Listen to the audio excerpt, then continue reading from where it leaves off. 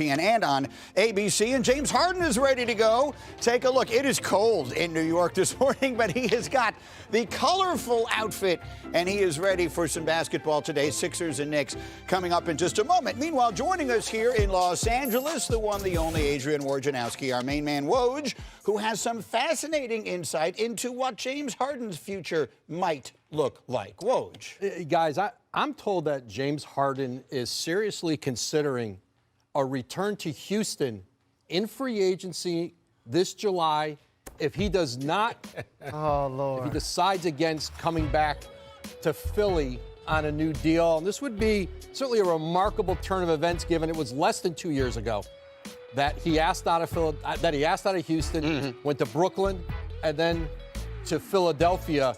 But there's been something of a magnetic pull with him in Houston. Houston is flush with salary cap space, a very young rebuilding team that certainly, he'd be 34 years old coming back to that team. Listen, there's a lot that's going to happen here in Philly.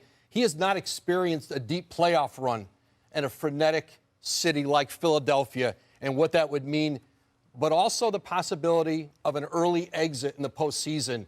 And I think the unsettling that would create with the Sixers in that city. But I'm told as of now, James Harden absolutely is considering the possibility of returning to Houston in free agency if he does not stay with the Sixers on a new deal. Remember, signed a 2-year, $68 million deal in the offseason, but it includes a player option that puts him right back in free agency this summer. I was staring at Mr. Rose when you said that initially, and I fear we may need some sort of medical intervention. Are you okay, Jalen? That was literally a Woj bomb. And so let me get this right. He didn't get the long-term big deal he wanted from Philly, so he may be using Houston as leverage. And when you talk about a long playoff run, that ain't happening if he goes back to Houston. See, one thing about being a great player, you guys know this. At some point, we have to win because we got you. Okay, so he wanted out of Houston, he got to the Nets. That didn't work. Wanted out of the Nets, got to the Sixers. Let's see if it works. That goes against everything Cassidy just interviewed Joel Embiid about. Literally, he said he needs to reinvent his game, which means that either he wants to, A, get his money and or be the guy if he leaves Philly. You know what this is? This is the world as governed by transfer portal. That's where we are now. I don't need to be happy or productive or find any of these goals I've talked about since shooting the basketball on Christmas morning when I got it from under the tree when I was 7. I don't need to do any of that. Let me just go somewhere else. I'm going to be happier over there. Oh, no, I'll be happy over here. There's that, and that's what strikes me first. Second thing is, if I'm the Houston Rockets and I'm serious about winning, why do I want a 34-year-old James Harden with all the talent and cap space and draft capital I have? What do I need James Harden for at this point? James Harden got that close when he was a truly great player and the best scorer of his generation. But why do the Rockets need that now? They don't. Let me tell you what I was told. I was told when James Harden departed from Houston that one of the reasons, because remember, they didn't have to let him go at that moment in time. He could, but they were willing to do so because obviously James Harden had basically told them, you know what, this is some place that I want to come back to end my career. I just need to find myself in a better situation to compete for a championship. His original target was Philadelphia with Daryl Morey there. That wasn't going to happen after Daryl Morey and Houston severed ties the way that they did. So he settled on Brooklyn, then ultimately ended up forcing his way to Philadelphia. But in the end, what it comes down to is this. They're the only ones that he got a shot at getting that money he wants. Nobody else going to give James Harden that money. Not at this stage and point in his career, even though we saw him impressive the other night against the Clippers and we know what he's capable of doing as an all-around player. The bottom line is he's not what he used to be. But, Stephen A., so Houston would rather give him that money I'm not saying they than would. stay on track that they are to build something that looks pretty good. I'm saying once upon a time, that's what they were saying. Right. Whether they feel that way now, maybe not. But James Harden feels that way because he knows that's where the money is for him, potentially. Houston would like to make a jump next season. They have cap space. They've got all these very good young players. But I think they would like, with whether it's James Harden or another free agent, to jump up and get closer to the postseason in the Western Conference. Harden made the All-Star team every year he was in Houston. He was the MVP one year. He won 3 straight scoring titles. Could he eventually return? We will see him at the top of the hour. Meanwhile, his teammate Tyrese Maxey, we will hear from him as we continue here, reliving the Christmas he will never forget and the lessons he learned from what could have been the worst day of his life. Fans of Philly ain't gonna like that.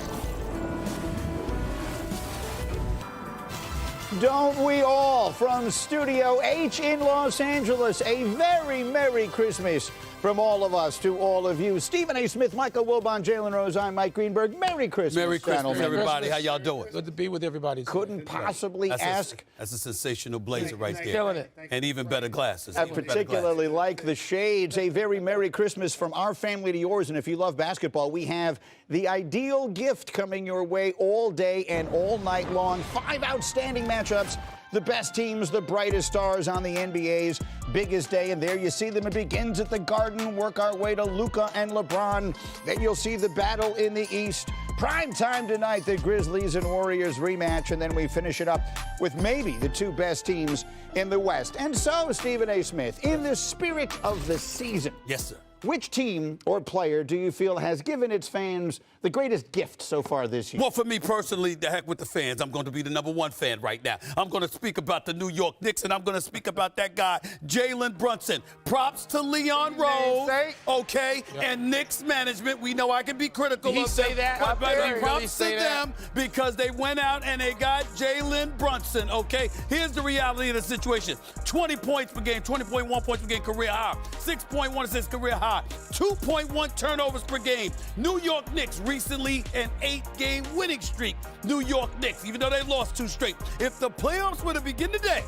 the New York Knicks would be a top 6 seed in the Eastern Conference playoffs. I'm sorry, that is a cause for celebration for me. They are relevant, and guess how they got there? They beat the Chicago Bulls back-to-back games over a week ago before blowing Anybody 2 want to free mention throws. that third game? Was Was the electricity working in his house for the third game? Yeah, the third game. I don't know. I have no recollection of that. To this man on Christmas Day. Michael Wilbon, who's given you the best gift? A lot of people have given gifts. I mean, you could pick.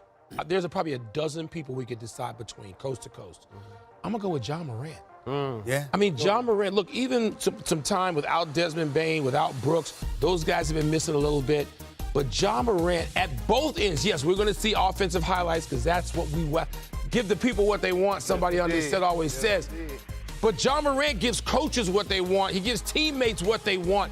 The Memphis Grizzlies are a serious threat. And how about when he said, much like Draymond Green said, I don't care about anybody in the West. I don't fear anybody out here.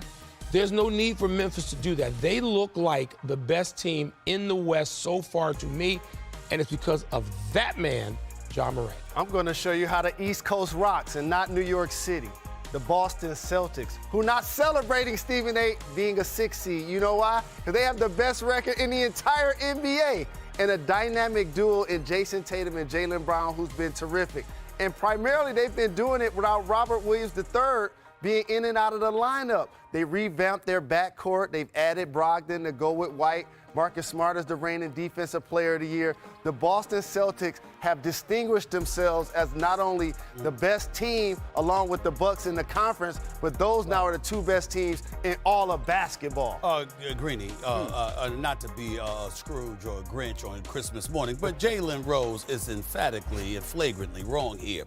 The reigning defending Eastern Conference champions are the Boston Celtics. What we're seeing from them, we expect it from them. If somebody gives you a gift that you saw coming a mile away, that you fully expect, it's not the same as if, oh my Lord, you opened a gift. What a shock, what a surprise. That's not true. Then what's the purpose of a Christmas list then? That's why you do a Christmas list. You hope that you get some of the things that are on there. And what about their coaching situation? They overcame that as well. Well, you conveniently, Stephen A., bring me to mine. And I think while all of yours were good, you left out the most obvious one. Stephen A., my gift is for you. Because before this season began, you predicted the Nets to have a big year. Right this moment, if I had to choose an MVP of the league, I think I would vote for Kevin Durant. He's averaging 30 points a game. He is right. This moment, he is an elite defender. And the Nets are 2 games out of the 1 seed in the East after all of the insanity No that was the argument against beginning that, of their Paul. season. No argument Stephen A. against that. Smith, right this minute, I believe Kevin Durant is the MVP of the NBA. What do you think of that? I wouldn't go that far because there are two people named Jason Tatum and Giannis Antetokounmpo. And by the way, Jokic, who's on the court. I mean, we can't forget Stalking him. his So I threes, would certainly- great. But Kevin Durant is clearly in the conversation, being easy money sniper. This brother is something sensational. He's something special. And as I always say, Knicks first, New York always. I'm always about New York. So the bottom line is what I see from the Brooklyn Nets. I'm not surprised, but I think at least two people might be surprised. I tried to tell them. Hold that thought. We will have more on the Nets and all these teams as we continue, but we're going to see some of the players arriving. Oh, there's Obi Toppin and his daughter. What do you think, Jalen? I love it. Christmas time, spending it with the family, hugs and kisses. He got to go out and catch a nice lob and have a big game for the Knicks. What the Garden is that? I've never seen the Garden looking so clean. We will see the Knicks in our opening game today. Coming up for us on this Christmas morning.